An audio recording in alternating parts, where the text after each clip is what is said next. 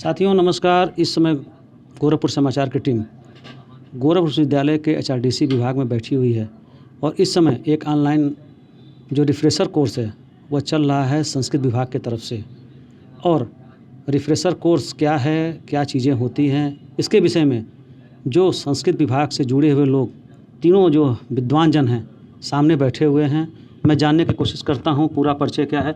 Sir आपका नाम क्या है? मैं डॉक्टर सूर्यकांत त्रिपाठी, सहायक आचार्य संस्कृत विभाग, दीनदयाल उपाध्याय गोरखपुर विश्वविद्यालय गोरखपुर। सर इसे ऑनलाइन कोर्स चल रहा है, दोनों तरफ से कैमरे चल रहे हैं, जूम मीटिंग हो रही है, मैं देखा हूँ।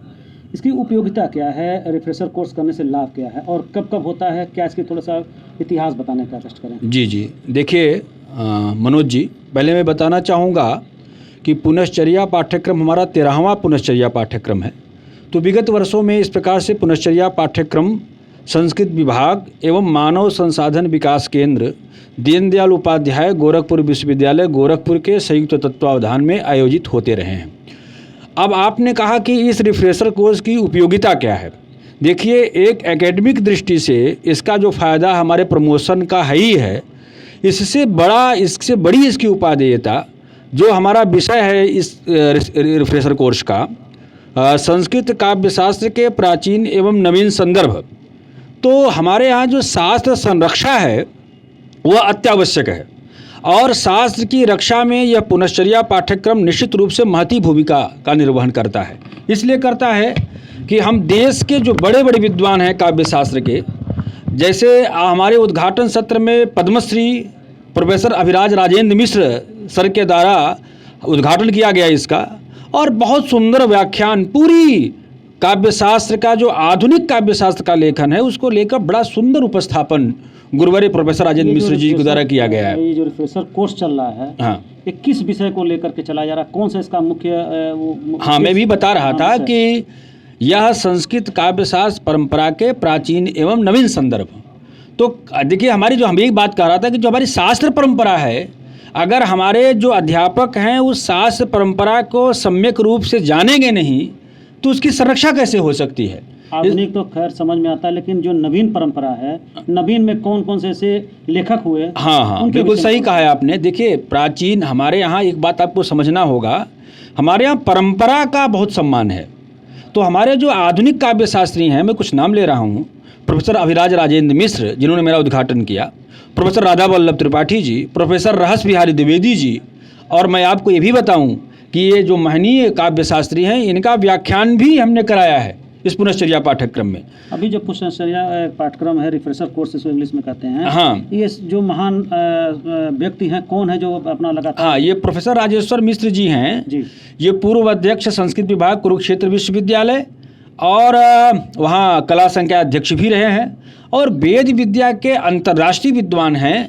मैं आपको बताऊं कि इनकी साधना और मुझे जो लगता है कि शोध परख व्याख्यान देने के ये भारत के अगर 2-3 संस्कृत के विद्वान होंगे उसमें एक हैं और बड़े विनम्र आचार्य हैं जिनके द्वारा यह व्याख्यान उपस्थापित किया जा रहा है। दूसरे तरफ हमारे बगल में इनके बैठे हुए हैं, मैं जानने को, सर क्या नाम है आपका? डॉक्टर देवेंद्र पाल, सहायक आचार्य संस्कृत एवं प्राकृत भाषा विभाग, दीनदयाल उपाध्याय गोरखपुर विश्वविद्यालय गोरखपुर।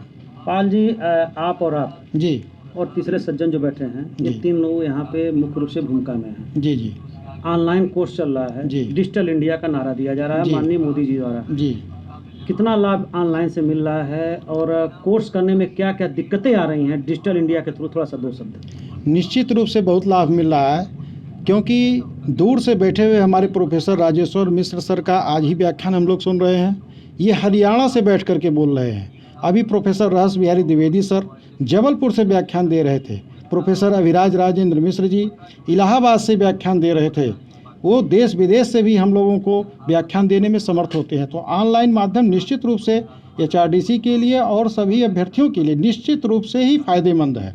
दूसरी चीज़ जो आप कह रहे हैं कि कोई समस्या, तो समस्या तो हर एक चीज़ में आती है और उसका निराकरण होता जाता है। हम लोग पहले नेट से कुछ समस्याएं आई, तो इसके बाद वाईफाई की व्यवस्था विश्वविद्यालय में हमारे है। यहाँ HRDC में हम लोग बैठे हुए हैं, कहीं नेट की कोई समस्या नहीं है।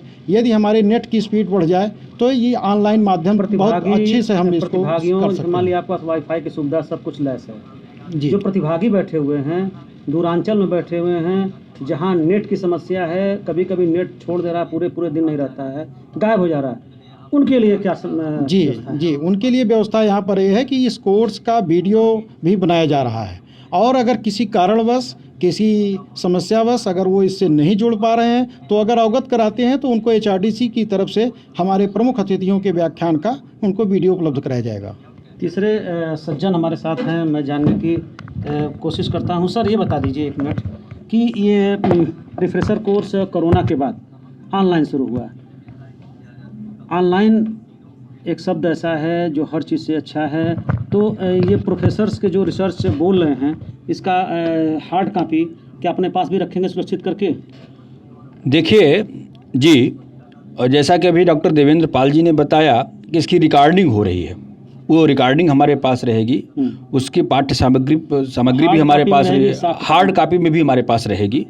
दूसरी बात मैं अभी एक जोड़ दूं कि इस पाठ्यक्रम की संयोजिका प्रोफेसर कीर्ति पांडे मैडम हैं, हम दोनों लोग इसके सह संयोजक हैं, और उनकी सत्प्रेरणा से, उनके आशीर्वचन से, उनके मार्गदर्शन से, और प्रोफेसर रजनीकांत पांडे जी जो निदेशक हैं HRDC के, ये सब महनीय आचार्य हैं इस विश्वविद्यालय के, तो ये बहुत सुंदर ढंग से यह कार्यक्रम आयोजित हो रहा है। अभी आपने ऑनलाइन की बात की, तो मैं आपको समझाना चाहूँगा कि कोरोना के बाद ऑनलाइन रूप से ये जो पाठ्यक्रम संचालित हो रहे हैं, अभी देवेंद्र जी उस बात को कह रहे थे, इसके फायदे भी बहुत हैं, लेकिन इसके नुकसानों की, देखिए दुनिया में जो भी चीज़ें होंगी उसके लाभ यहाँ दोनों पक्ष होते हैं, लेकिन हमें सकारात्मक ढंग से उसके लाभ पक्ष पर विशेष रूप से ध्यान देना होगा। संस्कृत भाषा में चल रहा है अभी, हाँ, एक वीडियो वायरल हो रही है जिसमें एक महिला माननीय मोदी जी के जन्म के अवसर पे